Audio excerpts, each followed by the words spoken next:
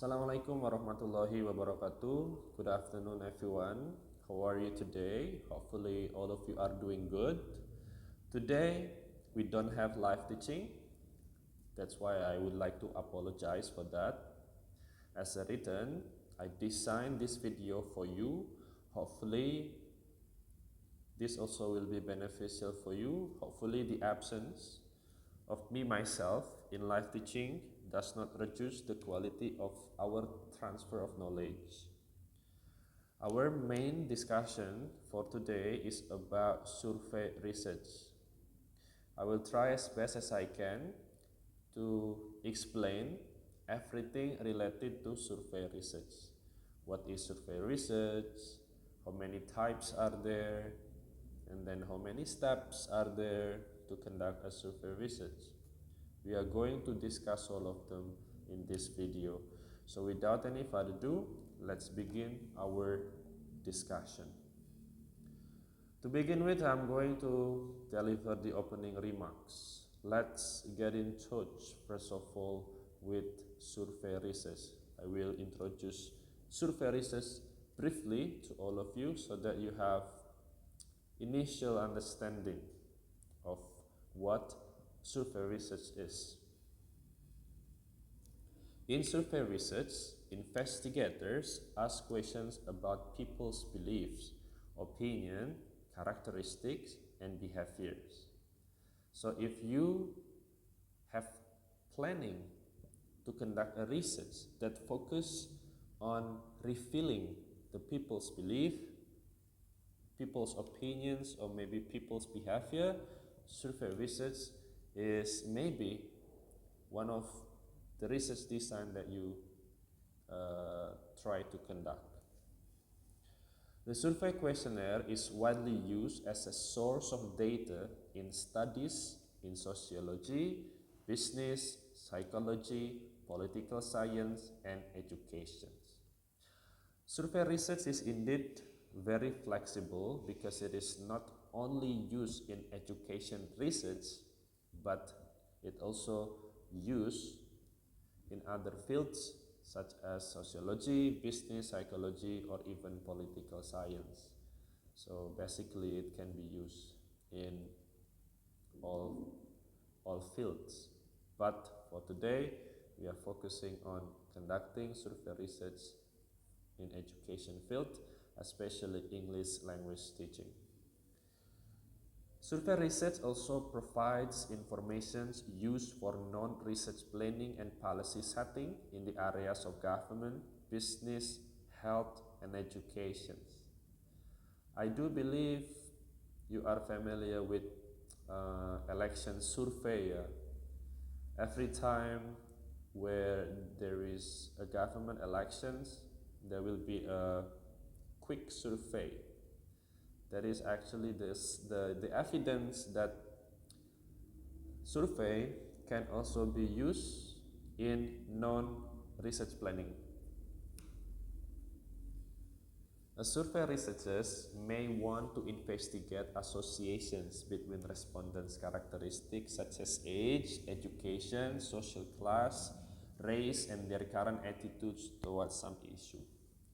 So these are several focus that we can choose when conducting a survey research. We want to find out the associations of the participants' age, education, and so on. We will talk about that deeper later on in the next following slide. Survey research typically does not make casual inferences, but rather describes the distribution of variables in a specified group.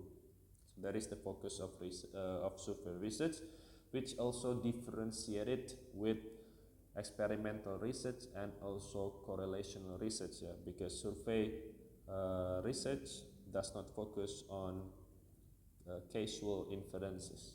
That's what we have to underline. Next, let's talk about types of survey. How many types of survey research that we have to know? Before initiating survey research, the investigator or the researcher must determine the format that is most appropriate for the proposed investigation. Surveys are classified according to their focus and scope, census and sample surveys, or according to the time frame for data collections, whether it is longitudinal or cross-sectional surveys. We are going to talk about all of them in just a bit. Becoming familiar with the options enables the researcher to select the method that will provide the most useful data. Okay, so every time when we want to conduct any types of research, the first thing that we have to do is to decide what type of research we are going to do. It also happens when we have planning to conduct survey research. What types of survey research we are going to do? That's the first thing that we have to find out. We have to decide on that first of all, because if we do not decide it in the beginning, we don't have a clear directions of where our research will go, the middle, at the end of the research. So we have to decide what types of survey research we are going to have.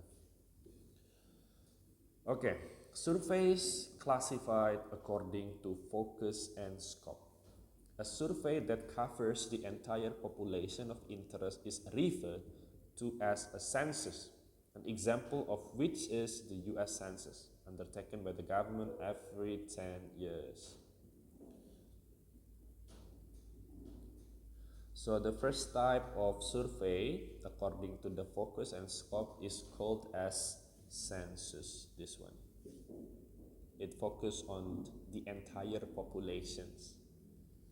But I think this is not common in educational research, because if we focus on the entire populations, I think it's just too wide.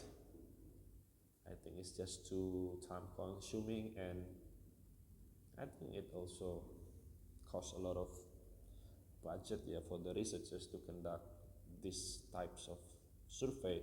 But however, right now technology develops so fast, right? Maybe with the use of technology, everything can be easier in terms of budget, in terms of time.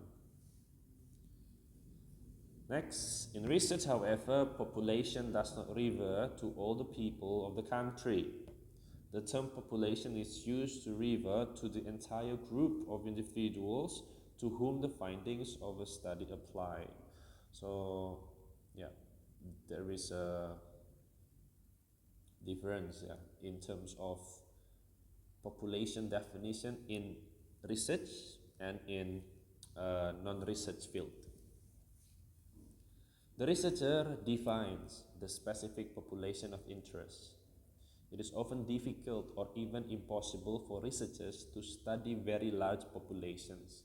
Hence, they select a smaller portion, a sample of the population for study. The second one is sample survey. We just need to focus on several samples in the populations to have the survey research. This one depends on the goal of your research. Are you going to focus on the entire populations or only several samples? A survey that studies only a portion of the population is known as a sample survey. So far, we have two types of survey research. The first one is census survey, which focus on the entire populations, and the second one is sample survey, which focus on only several samples of the populations. Survey may be confined to simple tabulations of tangibles. Tangibles is real, as far as I know, such as what proportion of children ride school buses and the average class enrollment. The most challenging type of survey is one that seeks to measure intangibles, something which is not real, something which is abstract, such as attitudes, opinions, values or other psychological and sociological constructs. So in terms of survey, they will deal with whether the focus is about tangibles, real, or intangibles, abstract. The intangibles one is more challenging because we have to,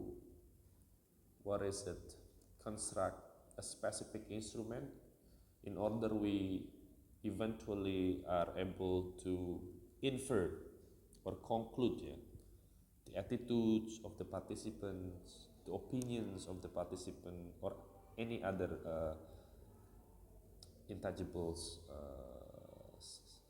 objects. In such a study, you must bring to bear not only the skills involved in proper sampling, but also the skills involved in identifying or constructing appropriate measures and employing the scores on these measures to make meaningful statement about the construct involved. If you classify surveys on the basis of their score, census versus sample, and their focus, tangibles versus intangibles, four categories emerge. First, a census of tangibles, a census of intangibles, and a sample survey of tangibles, and a sample survey of intangibles. Each type has its own contributions to make and its own inherent problems, so they have their own strengths and flaws. So far we have 4 types of survey research. Let's discuss and break down all of them one by one. Let's begin with a census of tangibles. We have to recall again. Census focus on the entire population. Tangibles deal with real object. So if you understand that, I think it is easier for you to also understand the concept of census of tangible survey research. When you seek information about a small population, such as a single school, and when the variables involved are concrete, there is little challenge in finding the required answer. Let's see the example here. If a school principal wants to know how many desks are in the school, how many children ride the school bus, or how many teachers have master degrees, a simple count will provide the information. Because the study covers the entire populations, the principal can have all the confidence characteristics to perfect inductions. Well-defined and unambiguous variables are being measured, and as long as the enumeration is accurate and honest, the principal can say without much fear of contradictions.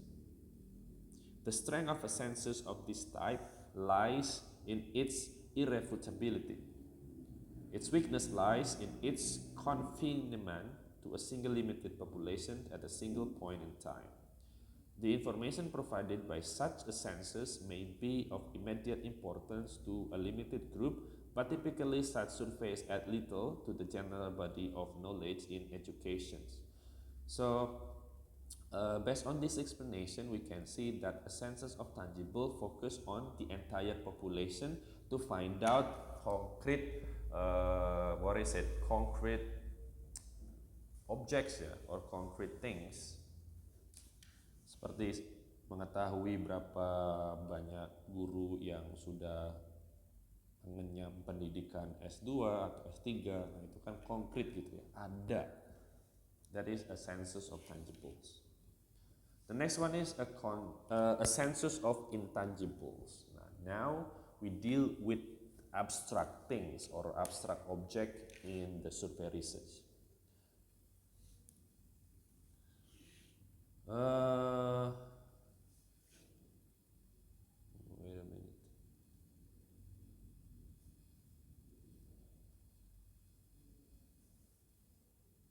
There you go. Suppose the school principal now seeks information about pupil achievement or aspirations, teacher morale, or parents' attitude towards school. The task will be more difficult because the census deals with constructs that are not directly observable but must be inferred from indirect measures. Test scores and responses to the questionnaire serve to approximate constructs such as knowledge and attitude. The value of a census of intangible is largely a question of the extent to which the instruments used actually measure to construct of interest. Reasonably good instruments are available for measuring aptitude and achievement in a variety of academic areas. Many other variables remain very difficult to measure because researchers lack instruments that can meaningfully measure the construct involved. Many important questions in education have not been answered. Such variables as teacher success, student motivation, psychological adjustment, and leadership have been difficult to define and measure operationally.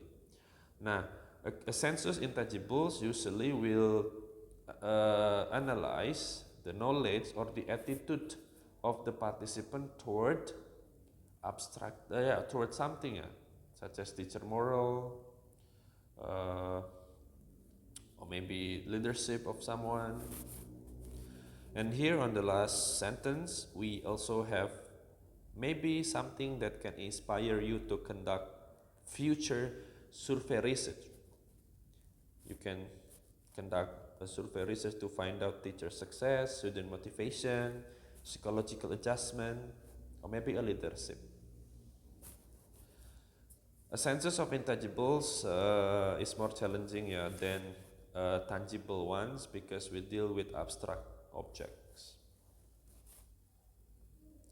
The next one is a sample survey of tangibles. Alright, if you have understood the concept of tangibles and intangibles, I think it is easier for you now to comprehend these next types of survey research. A sample survey of tangibles. Let's recall again, what do we mean about sample? Sample is several objects taken from the population. And tangible is again real, concrete.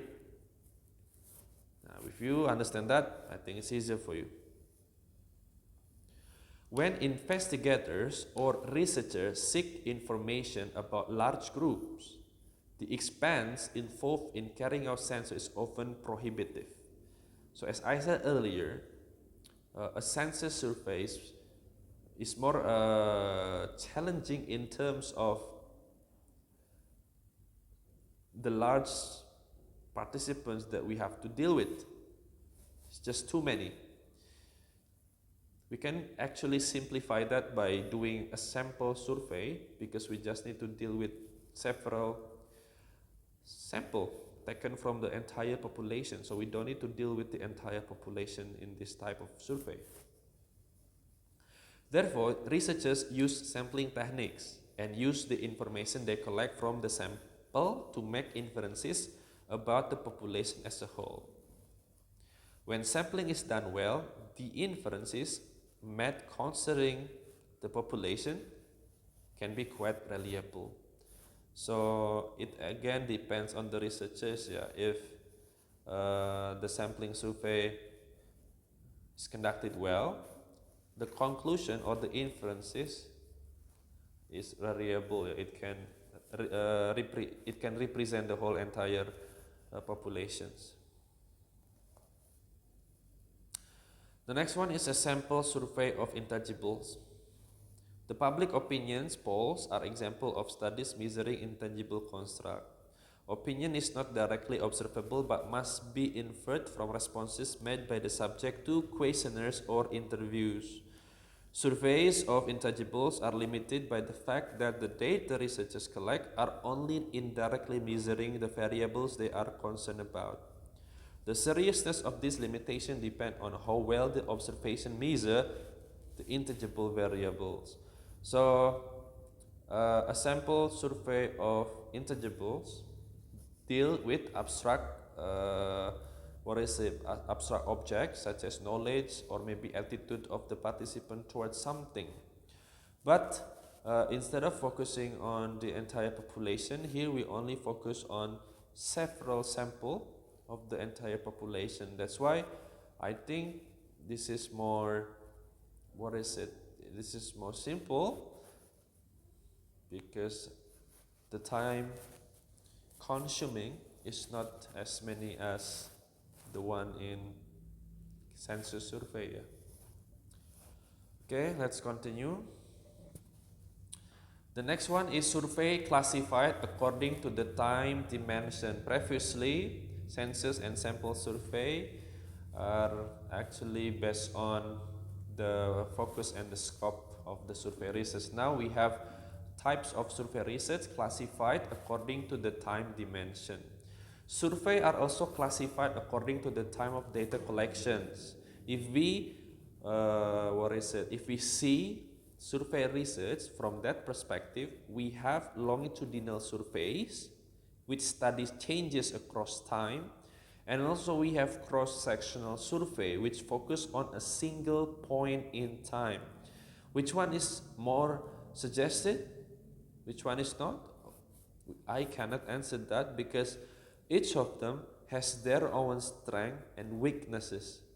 So it really depends on what you need to do and what are you going to find at the end of the survey research. Okay, let's discuss the first one, namely longitudinal surveys. Longitudinal survey. Longitudinal surveys gather information at different points in time in order to study the changes over extended periods of time.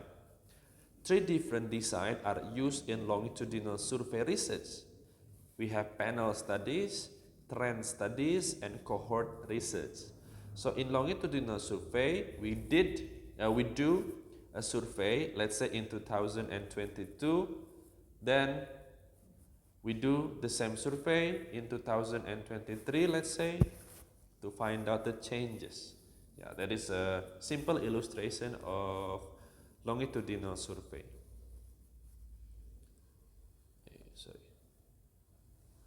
Okay, let's discuss the first one, panel studies. Panel studies. In a panel study, the same subject are surveyed several times over an extended period of time. For example, a researcher studying the development of a quantitative reasoning in elementary school, children would select a sample of first grader and administer measure of quantitative reasoning. This same group would be followed through successive grade levels and tested each year to assess how quantitative reasoning skills develop over the time. For example, we want to find out the quality of reading skill of several students in certain school. We do the survey today, let's say in 2022. Then to find out the changes, we do the same thing to the same participant in the next year. That is longitudinal survey. The next one, we have trend studies. A trend study differs from a panel study in that different individuals randomly drawn from the same general population are surveyed at intervals over a period of time. For example, researchers who have studied national trends in mathematics achievement sample middle school students at various intervals and measure their math performance. Although the same individuals are not tested each time, if the samples from the population of the middle school students are selected randomly, the result each time can be considered representative of the middle school population from which the student sample were drawn. So, using trend studies, we will deal with different sample every year, but the population is still the same. The last one, we have cohort studies. What is it? In cohort study, a specific population is followed over a length of time with different random samples studied at various points. Whereas trend study sample a general population that changes in membership over time, a cohort study samples a specific population whose members do not change over the duration of the survey. The population remains the same during the study, but the individual survey are different each time. So this is exactly the opposite of trend panel. Yeah. The trend studies, the one we discussed previously. Each time or each year in cohort study, the researcher will deal with different individuals, but they are still in the same population. The next one, cross-sectional survey. What is cross-sectional survey?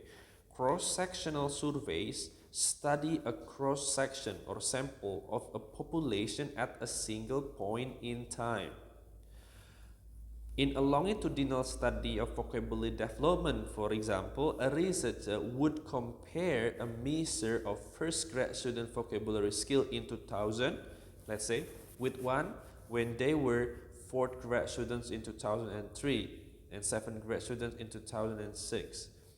So longitudinal study will have the step like that. The data are surveyed in different year, in different time. A cross-sectional study would compare the vocabulary skills of a sample of children from grades 1, 4, and 7 in the same year. Let's say in 2006, in 2020, the thing is in the same year.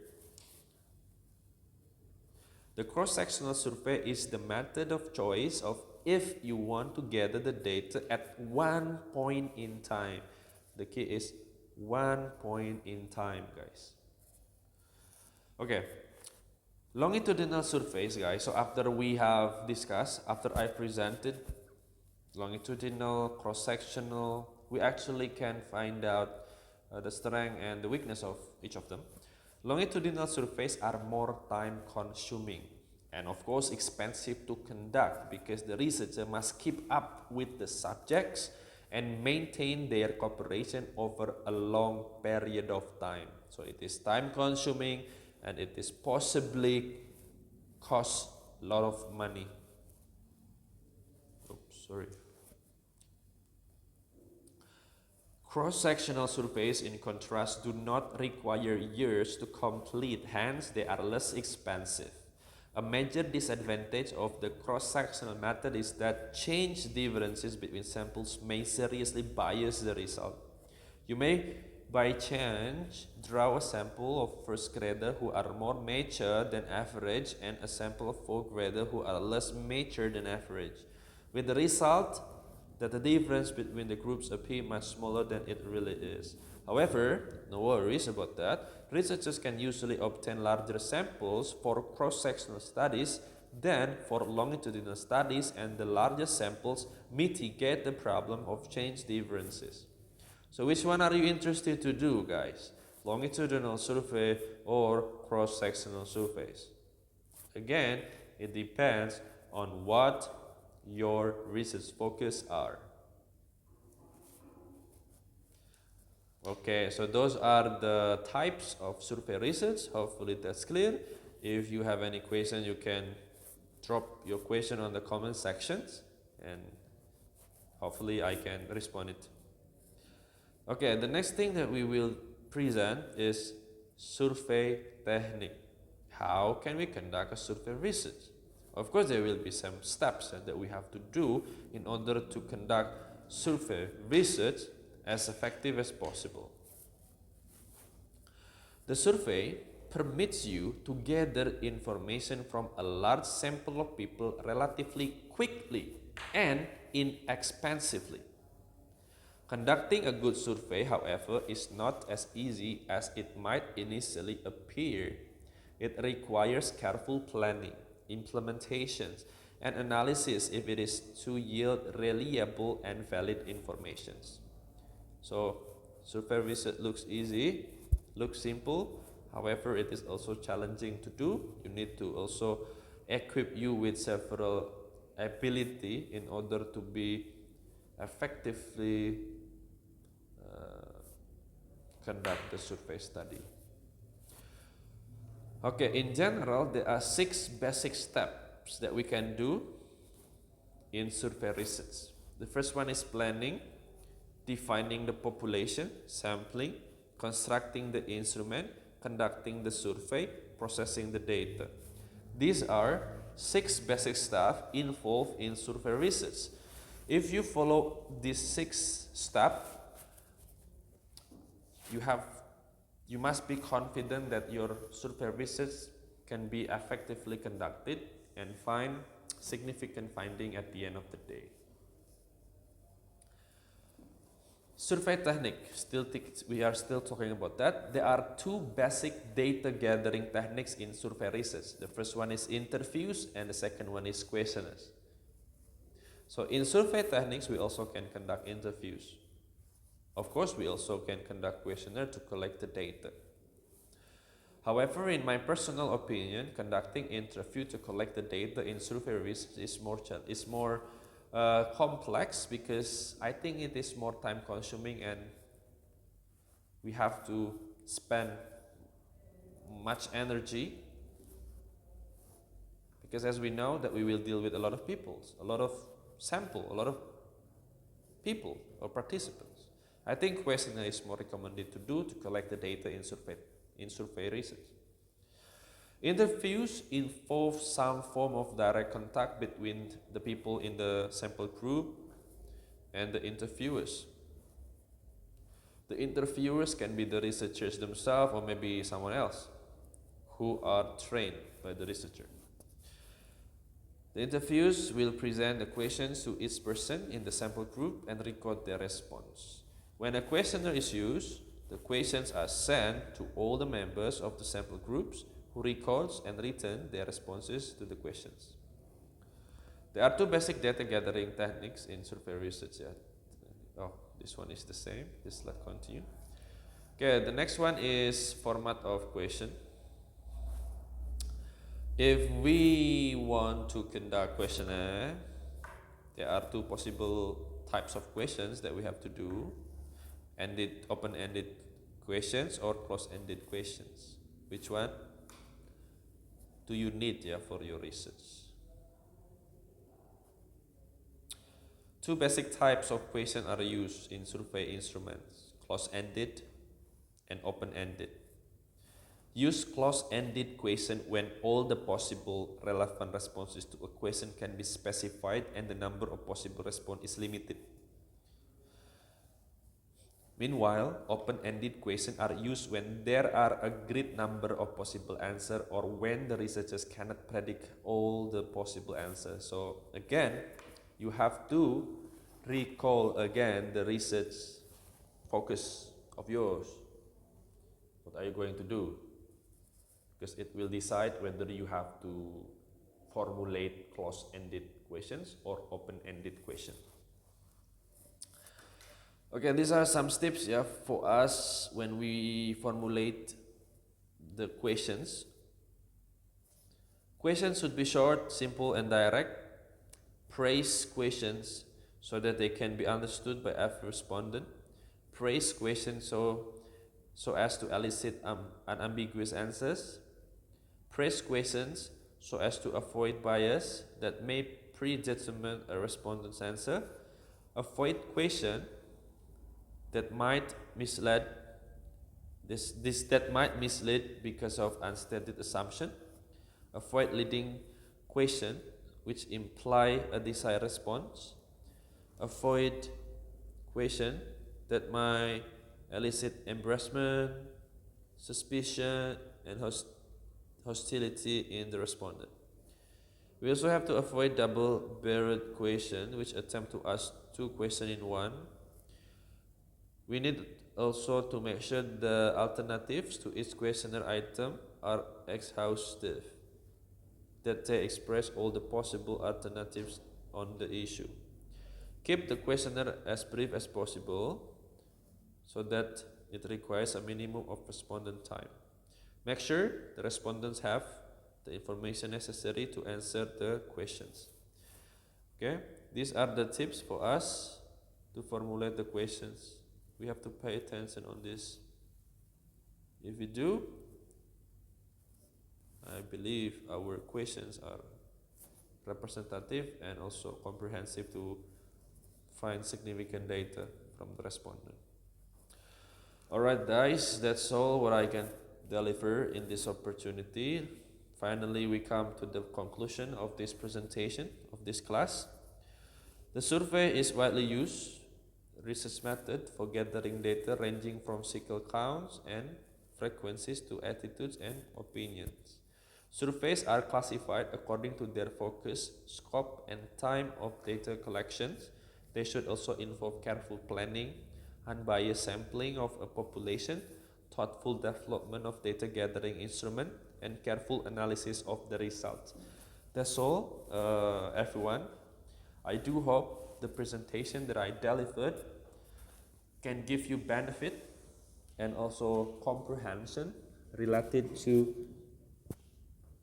what we mean about survey research and how survey research is conducted. Again, thank you so much for paying attention on me.